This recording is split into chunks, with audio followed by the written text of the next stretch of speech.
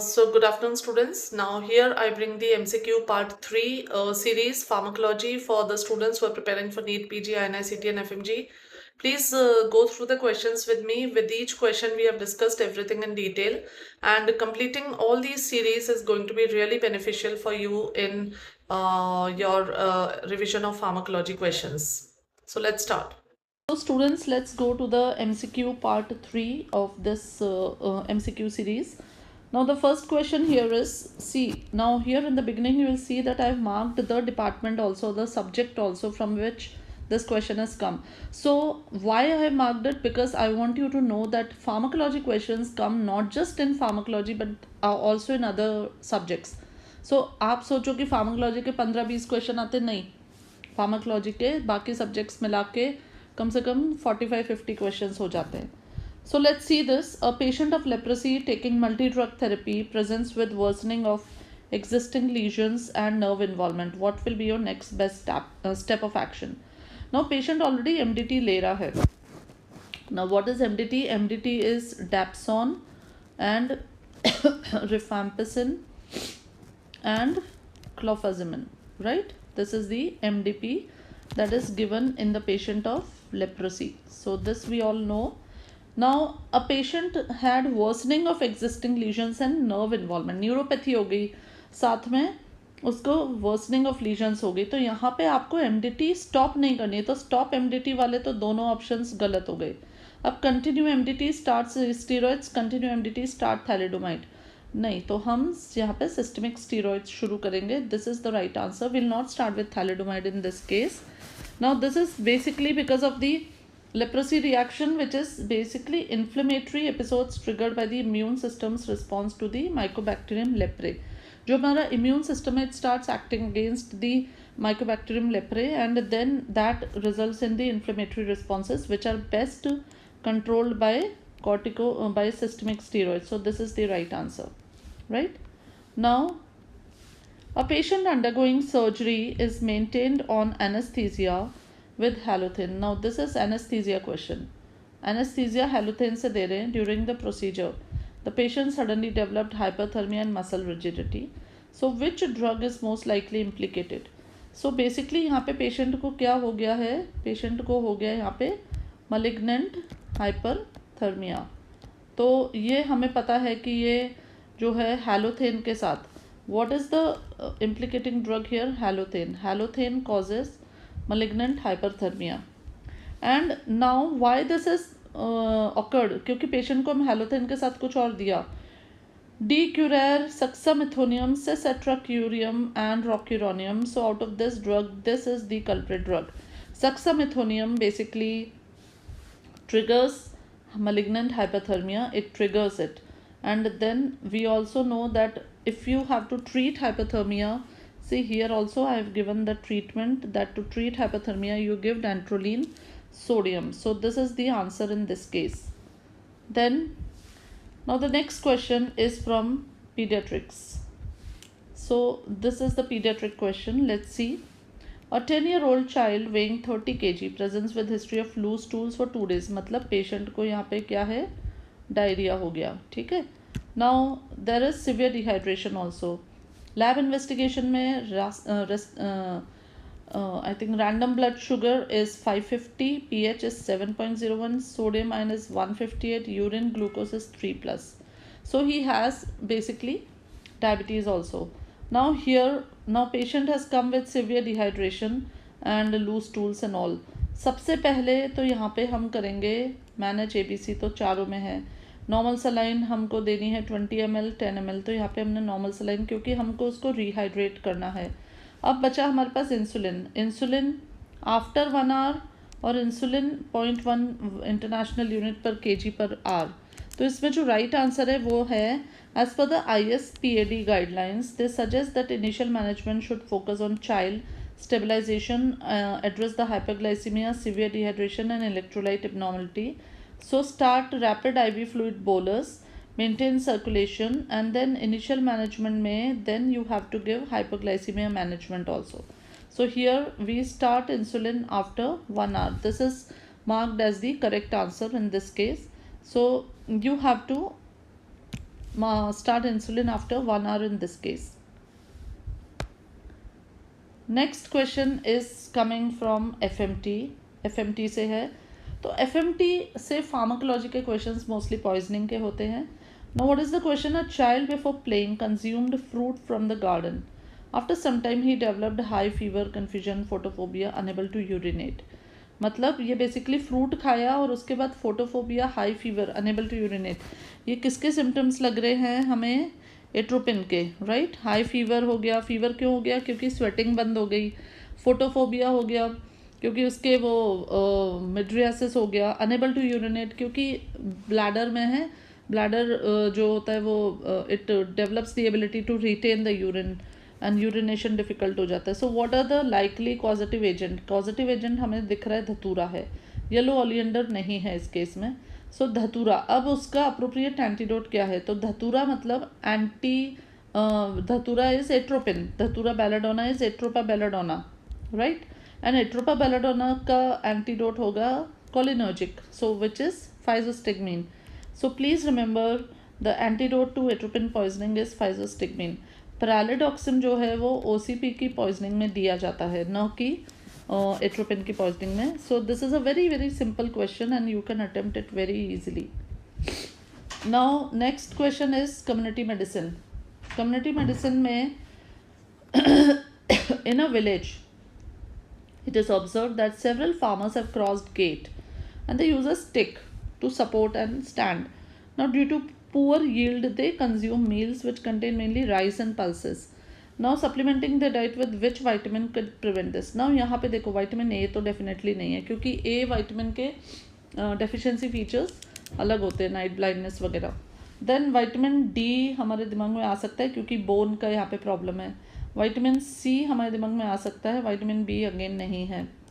अब सी और डी में क्या है यहाँ पे? तो देखो सी और डी में यहाँ पे अब वो राइस खा रहे हैं, पल्सेस खा रहे हैं. तो राइस और पल्सेस में डेफिनेटली थोड़ा बहुत कैल्शियम तो मिल ही जाता है. विटामिन डी भी मिल जाएगा. क्यों नहीं मिलेगा? क्योंकि वो फार्मर्स हैं, ओपन में काम कर रहे हैं. तो विटामिन डी की तो ऐसी कोई कमी होनी नहीं चाहिए, सन से भी बन जाता है. अब तो कमी यहाँ पे किसकी आ गई? विटामिन सी की. और सी की कमी से हमने देखा है दैट सी बेसिकली जो है कोलेजन का जो सिंथेसिस होता है उसको इन्फ्लुएंस करता है. सो विटामिन सी के अब देखो डाइट भी उनकी क्या, राइस है, पल्सेस है. They are not eating any fruits. कोई सिट्रस फ्रूट्स नहीं खा रहे हैं जिसमें कि विटामिन सी मिले. तो इसलिए उनके गेट अफेक्ट हुई क्योंकि कोलेजन सिंथेसिस नहीं ठीक से हुआ, which is crucial for tendons, ligaments and मस्कुलो skeletal system. So this leads to pain and stiffness in joints, making it difficult to move normally. So this is the correct answer. Remember ये community medicine का question था. Question number 46. Now this question is coming from medicine. ठीक है. Now here a patient 20-year-old woman presents with breathlessness and chest pain and she is a known case of mitral stenosis. Her pulse is irregular. No thrombus is seen. What is the best agent to prevent thrombotic event? Mitral stenosis की patient है, breathlessness, chest pain हो रहा है, right. Pulse भी irregular है. अब ऐसे case में क्या थ्रोम्बस फॉर्मेशन होने के चांसेस ज़्यादा है क्योंकि माइट्रल स्टीनोसिस जो है it can result in atrial fibrillation which means there is an irregular pulse and then this atrial fibrillation can increase the risk of thrombus formation, है ना. देखो माइट्रल स्टीनोसिस से फिब्रिलेशन होगा एंड फिब्रिलेशन से increase the risk of thrombus. तो ये thrombus formation हो सकता है. तो यहाँ पे हम क्या देंगे? Will we give dabigatran, will we give aspirin, oral warfarin और एस्पिरिन प्लस क्लोपिडोग्रेल. अब ये ऐसा क्वेश्चन है बड़ा कंफ्यूजिंग है. इसमें भाई सब कुछ हो सकता है. इसमें एस्पिरिन, लो डोज एस्पिरिन भी सही चीज़ है, वारफेरिन भी सही चीज़ है, एस्पिरिन क्लोपिडोग्रेल भी सही चीज़ है. मतलब दिमाग में तो आएगा ना कि सब चीज़ें सही है. तो इसमें लेकिन आंसर क्या है यहाँ पे? Oral warfarin. वारफेरिन क्यों आंसर है? क्योंकि देखो वारफेरिन जो है it's an anticoagulant which addresses the risk of thromboembolism. Embolism जो एट्रियल फिब्रिलेशन में थ्रोम्बस बनेगा तो वो थ्रोम्बस जो है ट्रैवल करता है एंड इट बिकम्स एम्बोलाई. तो जो एम्बोलाई बन जाता है ना, तो इस चीज़ में एम्बोलाई के फॉर्मेशन में वारफेरिन जो है इसका काफ़ी अच्छा इफेक्ट होता है. तो वारफेरिन प्रिवेंट्स थ्रोम्बस का embolism, which is associated with atrial fibrillation. While newer are available, warfarin is the preferred choice for patients due to established guidelines and efficacy. So इसलिए यहाँ पे the answer is oral warfarin rather than any other drug. So please remember this. Now next question is also quite similar to that again, but this is from OBGYN. क्या कहता है ये कि pregnant women है 36 weeks पे, prosthetic valve है, ठीक है, माइट्रल स्टेनोसिस का था, वॉरफरिन ऑलरेडी चल रहा है. देखो पहले में तो था कि वॉरफरिन नहीं था, अब वॉरफरिन तो है, उसका INR 3 आ गया. अब क्या करना चाहिए? तो यहाँ पे INR 3 आ गया. The appropriate next step is to bridge from warfarin to heparin. वैसे भी प्रेग्नेंट वुमेन है, 36 वीक्स ऑफ जेस्टेशन है.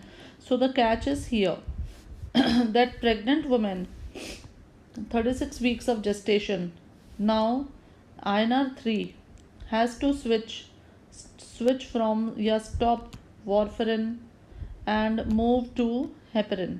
So that is the thing which has to be done. Warfarin should be stopped and heparin should be started with monitoring of APTT to maintain it to control value.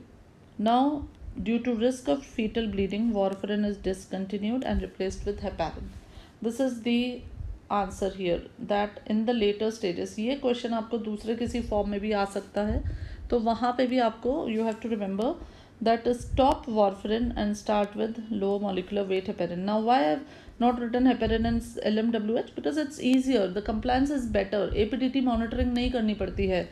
LMWH is better है ना, better than heparin.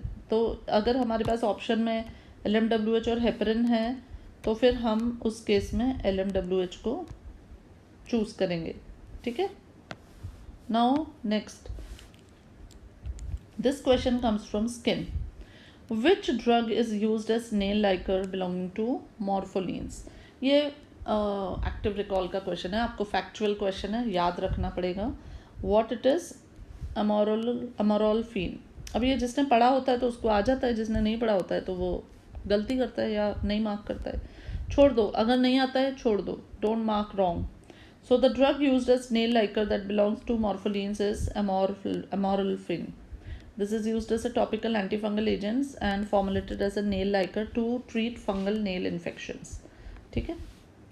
Anaesthesia. Now this is the question asking from anaesthesia. A patient is given a nicotinic receptor antagonist as a muscle relaxant. We all know what that is. What is that? That is pancuronium या D-tubicurarine के pancuronium यहाँ पे हम मान लेते हैं, या ropicuronium. Which drug is given post operatively to recover? तो pancuronium को वापस जब पेशेंट को हमें रिवर्सल करना होता है तो हम देते हैं neostigmine. Neostigmine is the drug of choice to reverse anesthesia due to pancuronium, right? So this neostigmine to reverse muscle weakness, neostigmine is given post-operatively. It is a cholinesterase inhibitor which increases acetylcholine. यहाँ पे मैंने इसको yellow करके रखा है क्योंकि मैं आपको बताना चाहती हूँ कि Sugamadex is a new drug which is also given for reversal of anesthesia, reverse the effects of certain muscle relaxants, and they provide a faster and complete reversal. So this is an answer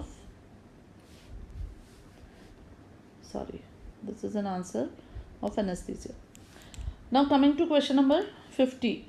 This is a medicine question again.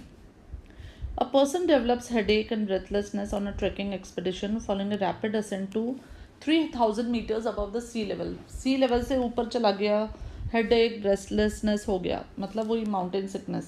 So which is not used in the treatment. अब यहाँ पे समझो, ये मैंने लाल से कर रही हूँ इसको trick, not not not not है ना, नॉट यूज्ड. अब जब पर्सन ऊपर चला गया, एक्यूट माउंटेन सिकनेस हो रही है, उसको इमीडिएट डिसेंट कर लो, ये सही है. ऑक्सीजन दे दो, एसेटाजोलामाइड दे दो, ये तो हम देते हैं. What is not done? Digoxin. Digoxin क्यों देंगे भाई? डिजॉक्सिन बिल्कुल नहीं देंगे. So this is the correct answer. यहाँ पे आंसर क्या हो जाएगा आपका? ये करेक्ट आंसर है. So the most effective treatment for altitude sickness is descending to a lower altitude. Other treatments will include hydration, acetazolamide, oxygen therapy, pain relievers, antiemetics and steroid. Digoxin तो कतई नहीं देंगे, ठीक है, कोई हार्ट अटैक थोड़ी आ गया उसको. So this is the answer. Then now medicine question again. See medicine का फिर से है. Two girls in the same class diagnosed with meningococcal meningitis. Their 12-year-old friend is afraid of contracting the disease. So what advice should be given to the exposed student? Now यहाँ पे बात आ रही है chemo prophylaxis की. मतलब एक school में बच्चे पढ़ रहे हैं साथ में, वहाँ पे दो बच्चों को मेनिंगोकोकल मेनिंजाइटिस डायग्नोस हो गया है. अब दूसरा एक बच्चा है, वो डर रहा है कि कहीं मुझे ना हो जाए, तो हम उसे क्या देंगे, क्या प्रिवेंशन के लिए हम कीमो प्रोफाइलैक्सिस के लिए क्या देते हैं. क्या हम उसे वैक्सीन देंगे, क्या हम एंटीबायोटिक प्रोफाइलैक्सिस देंगे, क्या हम 2 डोसेस कंजुगेटेड वैक्सीन के देंगे, क्या हम सिंगल डोज मेनिंगोकोकल की देंगे. यहाँ पे पॉइंट ये है, हम उसे एंटीबायोटिक प्रोफाइलैक्सिस देंगे. Right, this is the answer. We will not give him anything else, we will give him antibiotic prophylaxis. This is recommended for close contact of patient with invasive meningococcal disease to prevent secondary cases. Chemoprophylaxis initiated within 24 hours after the patient is identified, and prophylaxis given more than 2 weeks after exposure has little value. And another thing very important, please note down this, that chemoprophylaxis में जो drugs दी जाती हैं उसमें ceftriaxone is particularly recommended. मतलब हम यहाँ पे cephalosporins की बात कर रहे हैं. Cephalosporins are the drug of choice for chemoprophylaxis, and ceftriaxone is recommended for the pregnant women. The next question is on psychiatry. Now the most common drug which causes physical dependence. तो psychiatry में आप देखोगे हमारे पास जो सवाल आते हैं ना, वो यूजुअली या तो साइकोफार्माकोलॉजी पे आते हैं, या फिर वो आते हैं अब्यूज़ ड्रग्स पे, या फिर वो आते हैं एडिक्शन पे. ठीक है, तो ये आपको साइकेट्री की याद रखने की, ये फार्माकोलॉजी से रिलेटेड ये चीज़ें आती हैं. तो common drug which causes physical dependence. अब यहाँ पे कैच क्या है, फिजिकल डिपेंडेंस. कीटामीन, LSD, फेनसाइक्लिडेंस, ये फिजिकल डिपेंडेंस नहीं करती हैं, ये साइकोलॉजिकल डिपेंडेंस करती हैं. Right, so that is why these drugs are not meant to cause physical dependence. Heroin is the only drug that causes physical dependence here. Next है radiology. Which of the following is a water soluble contrast. Now ये देखो, contrast का question है, radiology का question है. मैंने इसको इसमें फार्माकोलॉजी में इसलिए इंक्लूड करा है क्योंकि फार्माकोलॉजी में भी कॉन्ट्रास्ट के क्वेश्चंस होते हैं, इंपॉर्टेंट होते हैं. हालांकि इतना फार्माकोलॉजी में नहीं मानूंगी मैं इसे. Now which is a water soluble contrast. इसमें हमारे पास है iohexol, barium, borium and calcium. Now देखो, बेरियम जो है it is not directly soluble, it is a suspension in water, ये हमें पता है. बोरॉन जो है वाटर सॉल्युबल हो सकता है, लेकिन ये कॉमनली यूज नहीं होता है. बोरॉन कभी सुना आपने कि दे रहे, नहीं. Calcium not generally water soluble. तो यहाँ पे हमारे पास ऑप्शन क्या बचता है, दैट इज हायोहेक्सॉल. तो यहाँ पे देखो, आपने basically theory of elimination apply करनी है, और यहाँ पे ये देखना है कि कौन सा कोई आंसर हमारा बेस्ट सही हो सकता है. सो एक तरीके से तो ये फार्माकोलॉजी का क्वेश्चन वैसे तो नहीं है, पर फिर भी हम उसे डिस्कस कर लेते हैं फार्माकोलॉजी में. Now the next question is from surgery. Which of the following drug causes carcinoma bladder. Surgery का क्वेश्चन है, कार्सिनोमा. तो सर्जरी के क्वेश्चंस यूजुअली कैंसर पे तो आते ही आते हैं, और नहीं तो फिर ज़्यादातर, लेकिन मैंने देखा है कैंसर पे ही आते हैं. तो कौन सी ड्रग कार्सिनोमा ब्लैडर करती है. सिस्प्लाटिन न्यूरोटॉक्सिसिटी करती है, टैक्सेंस नहीं करते हैं, टेमोक्सिफेन तो कतई कार्सिनोमा ब्लैडर नहीं करती है. हमारे पास ऑप्शन आता है cyclophosphamide. So cyclophosphamide basically causes carcinoma bladder. ये हमें पता भी है कि cyclophosphamide induced urothelium cancer of the bladder is a known entity. और इसके लिए हम क्या देते हैं कि ये टॉक्सिसिटी न हो, ब्लैडर टॉक्सिसिटी को रिड्यूस करने के लिए हम देते हैं mesna with cyclophosphamide. So please remember this, that mesna is given with cyclophosphamide to reduce the bladder toxicity.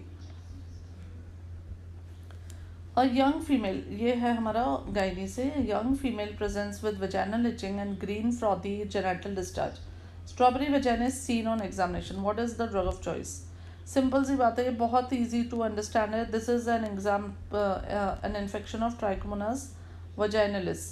तो यहाँ पे हम पेशेंट को डॉक्सीसाइक्लिन, फ्लूकोनाजोल, मेट्रोनिडाजोल, एजिथ्रोमाइसिन इनमें से क्या देंगे? तो ट्राइकोमोनास वजाइनलिस का ट्रीटमेंट है मेट्रोनिडाजोल, एजोल्स जो ये होते हैं मेट्रोनिडाजोल ग्रुप ऑफ ड्रग। इसमें ट्राइकोमोनासिस है, मेट्रोनिडाजोल या फिर टेनिडाजोल भी दे सकते हैं, और नहीं तो हम सेक्निडाजोल भी देते हैं।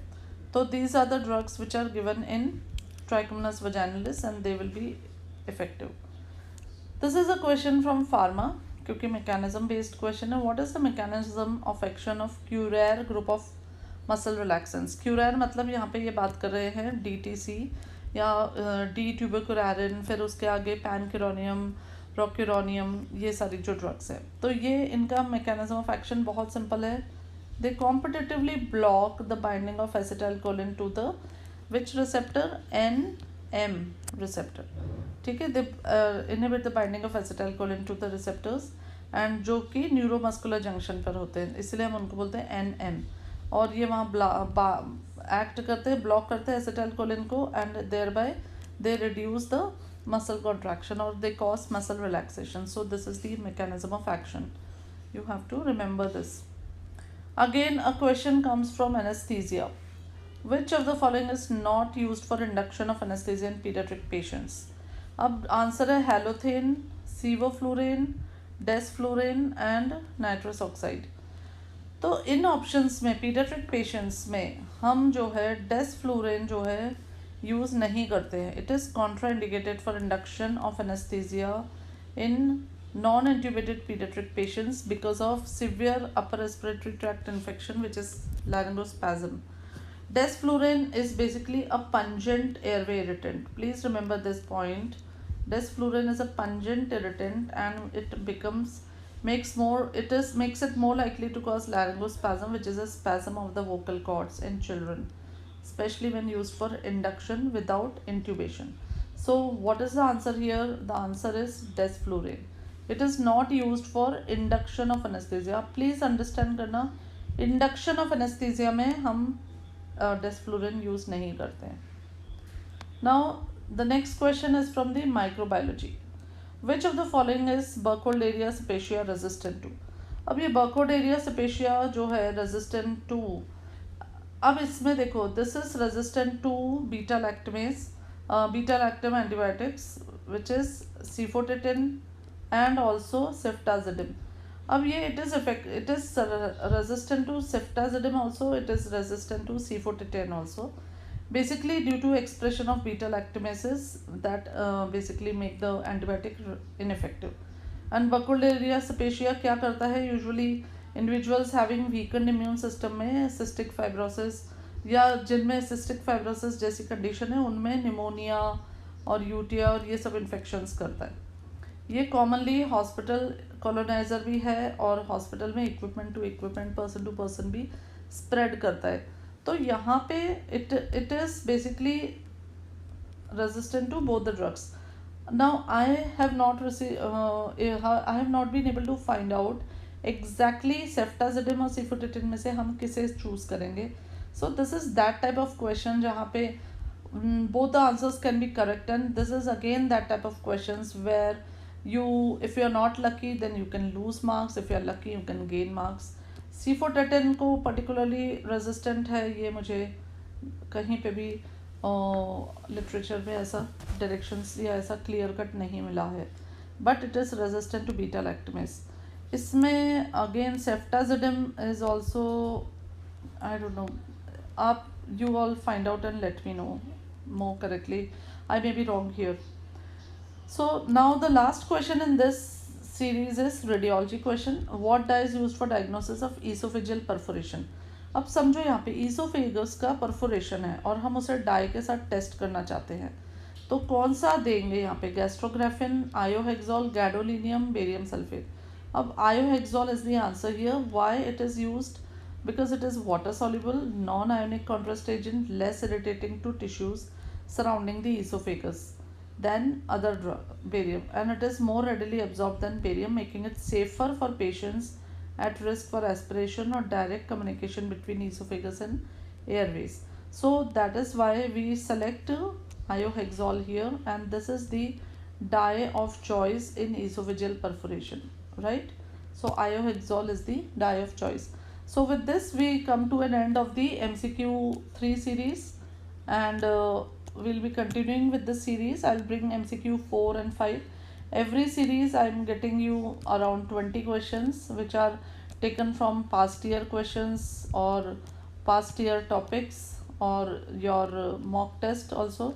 So these are the, and they are the questions which are most commonly asked, most commonly asked questions or most commonly asked topics होते हैं ये. I'm sure if you revise them correctly, if you ratify them correctly, then you will get really good percentage or good marks in pharmacology. Pharmacology के questions आपको पूरे पूरे attempt करने से फिर कोई नहीं रोक सकता, अनलेस और अनटिल वो कोई बहुत ही अलग सी चीज़ पूछे. ओके.